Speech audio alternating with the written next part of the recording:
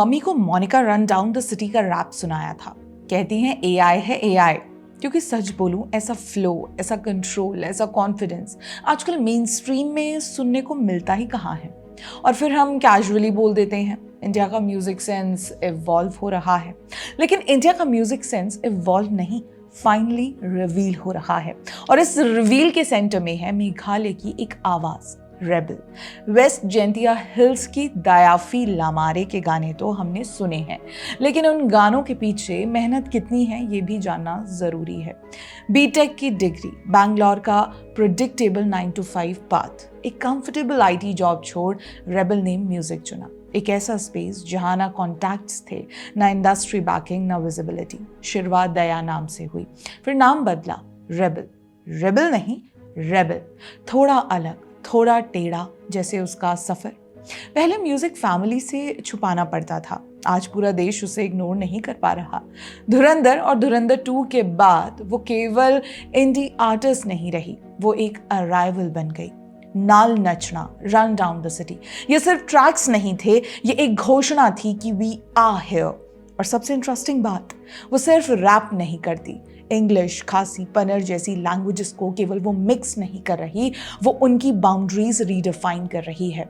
Eminem से लेकर डेफ्टोन्स तक इन्फ्लुएंसेस ग्लोबल हैं, पर आवाज पूरी तरह रूटेड। और शायद इसीलिए उसने वो लाइन बोली जो इंडस्ट्री को किसी भी न्यू कमर के मुंह से अनकंफर्टेबल लगती है, I am not filler, I am a headliner. क्योंकि प्रॉब्लम कभी टैलेंट की थी ही नहीं, प्रॉब्लम थी विजिबिलिटी की। सालों तक नॉर्थ ईस्ट का म्यूजिक इंडिया के लिए नीश बनाकर रख दिया गया, जैसे ये कोई अलग इकोसिस्टम है जो मेनलैंड का हिस्सा ही नहीं। कभी लैंग्वेज बैरियर का एक्सक्यूज, कभी जियोग्राफी का एक्सक्यूज, पर असल में बात सिंपल थी। मुंबई के बाहर इंडस्ट्री देखना ही नहीं चाहती थी, जबकि ग्राउंड रियलिटी, शिलोंग सालों से भारत का रॉक कैपिटल है। हॉर्नबिल फेस्टिवल इंटरनेशनल बैंड्स ला रहा है। जीरो फेस्टिवल इंडिपेंडेंट म्यूजिक का सबसे ऑथेंटिक स्टेज था। मतलब इकोसिस्टम हमेशा से था, बस स्पॉटलाइट नहीं थी। और अब स्पॉटलाइट शिफ्ट हो रही है। एब्डॉन मेथ म्यूजिक लेजेंड जॉन मेयर के लिए ओपन कर रहे हैं। Girish and the chronicles America's got talent पर जाकर इंडियन रॉक को ग्लोबल कन्वर्सेशन में डाल रहे हैं। टेट्सियो सिस्टर्स फोक को फ्यूजन में बदलकर कल्चर को एक्सपोर्ट कर रही हैं। टाबा चके, सोलमेट, ये सब नेम्स नए नहीं हैं, बस अब इग्नोर करना मुश्किल हो गया है। और यही सबसे बड़ा शिफ्ट है। पहले नॉर्थ ईस्ट का म्यूजिक ऑल्टरनेटिव था, आज वो इनएविटेबल हो रहा है। फेस्टिवल्स देख लो, शिलोंग चेरी ब्लॉसम में ग्लोबल आर्टिस्ट आ रहे हैं। हॉर्नबिल अब सिर्फ कल्चर फेस्ट नहीं, इंटरनेशनल म्यूजिक हब बन चुका है।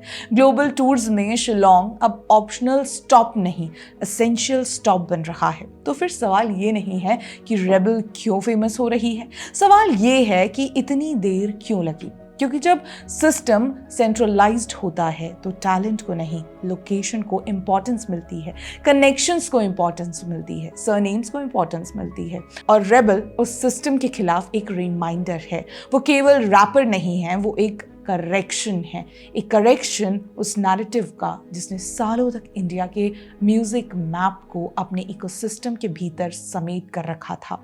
लेकिन अब बारी है भारत के अंडरग्राउंड और अंडर एप्रिशिएटेड आर्टिस्ट की। बारी है इंडी पॉप और देसी हिप हॉप की।